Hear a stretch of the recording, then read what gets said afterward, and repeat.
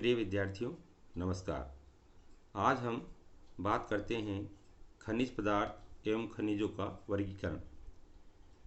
इसका महत्व इस प्रकार है क्योंकि खनिज पदार्थ है वो एक प्रकार से मृदा उत्पादक हैं और खनिजों का मृदा उत्पादन में विशेष महत्व है, जो कि उनके जो गुण, उनकी प्रॉपर्टीज है मृदा की, वो अधिकांशतः खनिजों पर ही निर्भर करती है। उसका पीएच मान, उसकी अम्लता और क्षारकता। तो देखिए, हम परिभाषित करते हैं कि चट्टानों के विघटन से प्राप्त प्रकृति में पाए जाने वाले समांग अकार्बनिक पदार्थ जिनका रासायनिक संगठन निश्चित होता है तथा दो या दो से अधिक तत्वों से मिलकर के बने ऐसे यौगिकों को खनिज कहते हैं। खनिजों की मृदा निर्माण में मुख्य भूमिका होती है। मृदा का अम्लीय होना, क्षारीय होना एवं लवणीय होना खनिजों पर ही निर्भर करता है। आइए हम खनिजों के गुणों के बारे में चर्चा करते हैं। इसके प्रमुख गुण जो हैं उनको हम एक एक लेते हैं। पहला है कि खनिज पदार्थ विभिन्न रंग के होते हैं और नीले, हरे, पीले आदि जैसा कि इनका रंग होता है। दूसरा है विभिन्न प्रकार की चमक होती है इनमें, जैसे कि हम बोलते हैं कि धात्विक चमक और अधात्विक चमक वाले अलग अलग, जैसे कि खनिज पदार्थ है, सोना है, तांबा है, इनमें धात्विक चमक होती है। इसी प्रकार से डायमंड है, कांच है, ये ऐसे उदाहरण है जिनमें अधात्विक चमक होती है। तीसरा देखिए कि खनिज पदार्थों का विशेष आकार होता है, जिसे रवा अर्थात क्रिस्टल कहते हैं।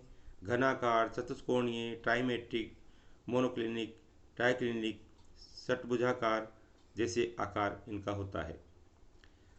चौथा है ये कठोर होते हैं, जैसे कि हीरा है वो अत्यधिक कठोर होता है, अर्थात अत्यधिक कठोर होते हैं खनिज, तो उसका एक उदाहरण है हीरा। डायमंड। पांचवा बिंदु लेते हैं, कुछ खनिज पूर्ण पारदर्शी होते हैं, कुछ अल्प पारदर्शी होते हैं और कुछ अपारदर्शी होते हैं, अर्थात इनमें पारदर्शिता का गुण है वो भी पाया जाता है, अपारदर्शिता का पाया जाता है और कुछ अल्प पारदर्शी होते हैं। खनिजों को आपेक्षिक घनत्व के आधार पर जैसा कि मापन किया जाता है, हल्के, मध्यम और अधिक भार वाले खनिज होते हैं। सातवां बिंदु है जो मुख्य है कि खनिज संसाधन है वो सीमित और अनवीकरण संसाधन होता है, इसलिए इसका हमें संरक्षण करना चाहिए। इसके बाद देखिए, खनिजों का वर्गीकरण हम करते हैं उत्पत्ति के आधार पर और रासायनिक संगठन के आधार पर। यह भी एक प्रमुख बिंदु है। यदि पूछा जाए कि खनिजों का वर्गीकरण, जैसे कि उत्पत्ति के आधार पर खनिजों को कितने भागों में बांटा गया है, तो 2 भागों में बांटा गया है।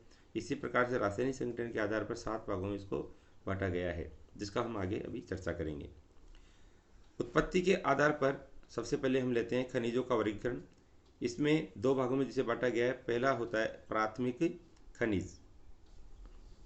तो प्राथमिक खनिज के बारे में हम जानकारी लेते हैं कि चट्टानों के निर्माण के समय पिघले द्रव पदार्थ के ठंडा होकर के ठोस अवस्था में जमने से बने क्रिस्टलीय खनिज पदार्थ प्राथमिक खनिज कहलाते हैं।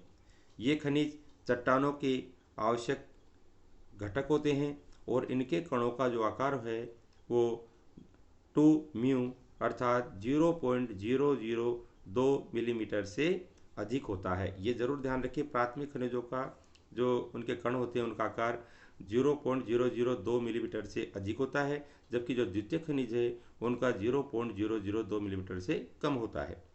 द्वितीय खनिजों के ये जनक कहलाते हैं, अर्थात प्राथमिक खनिजों से ही द्वितीय खनिजों का निर्माण होता है।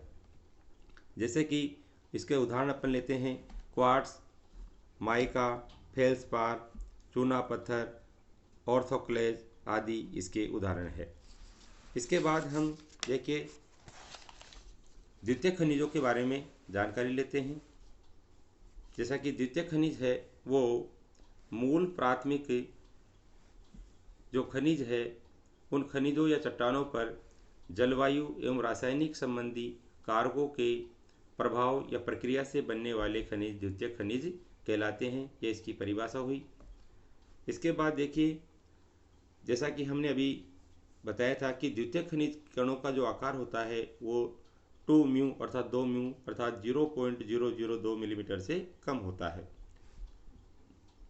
जिसके उदाहरण हम लेते हैं पायराइट से और जिप्सम, केओलिनाइट, इलाइट, मोंटमोरिलोनाइट, ये सब इसके अंतर्गत आते हैं द्वितीयक खनिज के अंतर्गत, जिसके बारे में अपन आगे और चर्चा करेंगे। इसके बाद हम लेते हैं रासायनिक संगठन के आधार पर खनिजों का वर्गीकरण जो किया गया है। इनको जो हम देखते हैं 7 वर्गों में बांटा गया है। प्रथम है तत्व। तत्व के अंतर्गत जैसे कि हीरा, गंधक आदि है, ये खनिज तत्व समूह के अंतर्गत ही रखे गए हैं। दूसरा जो समूह है ऑक्साइड, तो ऑक्साइड के अंतर्गत क्वार्ट्स, हेमेटाइट, मैग्नेटाइट, ये सभी इसके अंतर्गत आते हैं क्योंकि ये ऑक्साइड खनिज होते हैं।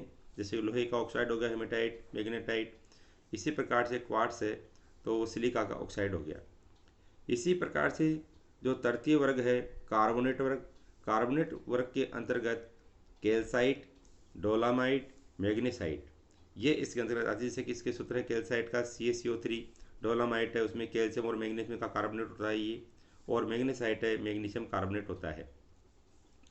तो चौथा वर्ग हम लेते हैं जो कि सबसे इम्पोर्टेंट है, इसका जरूर ध्यान रखें अपन, फेल्सपार होता है। ये फेल्सपार वर्ग है, सबसे महत्वपूर्ण होता है। आर्थोक्लेज फेल्सपार और प्लेजियो क्लेज फेल्सपार, ये 2 भागों में बांटा गया है। पहला है जो आर्थोक्लेज फेल्सपार है उसी से कले खनिजों का निर्माण होता है। दूसरा है इसके अंतर्गत कैल्शियम और सोडियम, सोडा लाइम आदि फेल्सपार होते हैं। आर्थोक्लेज फेल्सपार है ये अम्लीय चट्टानों का एक प्रमुख अंग माना जाता है, और मृदा से प्राप्त होने वाला पोटास है वो इसी के अपक्षय से प्राप्त होता है। इसके जल विश्लेषण अर्थात हाइड्रोलाइसिस क्रिया से कले खनिजों का निर्माण होता है जो चिकनी मिट्टी के मुख्य अवयव है।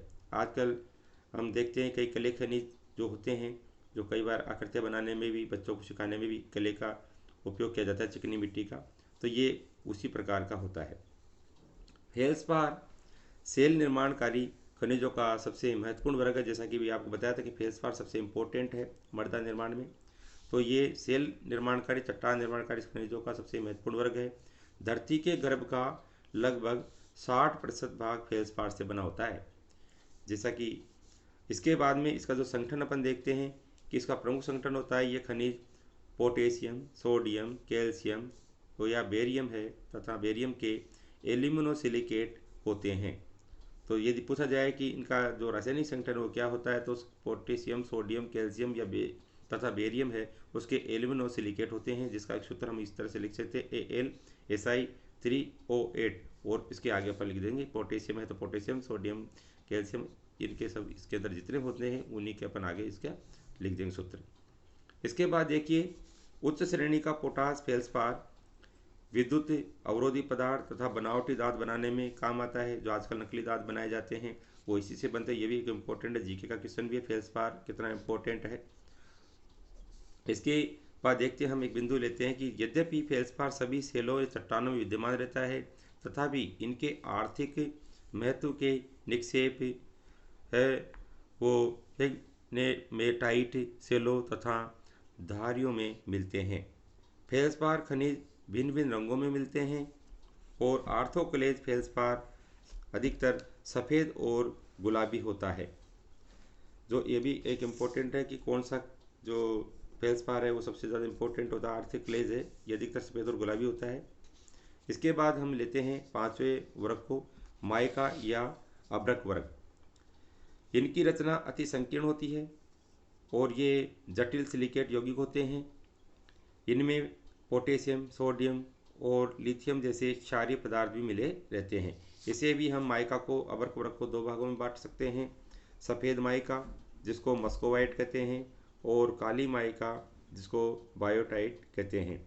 सफ़ेद माइका है उसका जो घटक होते हैं उसमें पोटेशियम और एल्यूमिनियम के सिलिकेट होते हैं, और जो काली माइका होती है, जो अभ्रक होती है, उसके अंदर पोटेशियम, एल्यूमिनियम के अलावा जैसे मैग्नीशियम और आयरन है उनके भी सिलिकेट होते हैं। तो इस तरह से देखिए बच्चों आगे, और जो छठा बिंदु अपन लेते हैं जो वर्ग है उसमें है एपेटाइट वर्ग। ये क्रिस्टलीय कैल्शियम फॉस्फेट होता है और मृदा फॉस्फेट का स्रोत होता है। जैसा कि CH3PO4 वोल्टवाइज। इसके बाद सातवां जो वर्ग है हॉर्न ब्लेंड वर्ग, इसमें एल्युमिनियम, कैल्शियम, मैग्नीशियम एवं आयरन के सिलिकेट इस वर्ग में आते हैं। जैसा कि उदाहरण अपन लेते हैं Al2SiO5, Ca2O4Si। तो इस तरह से हम 7 वर्गों में इसको बांटते हैं। आगे नेक्स्ट जानकारी हम अगले वीडियो में देंगे। तब तक थैंक्स, गॉड ब्लेस यू।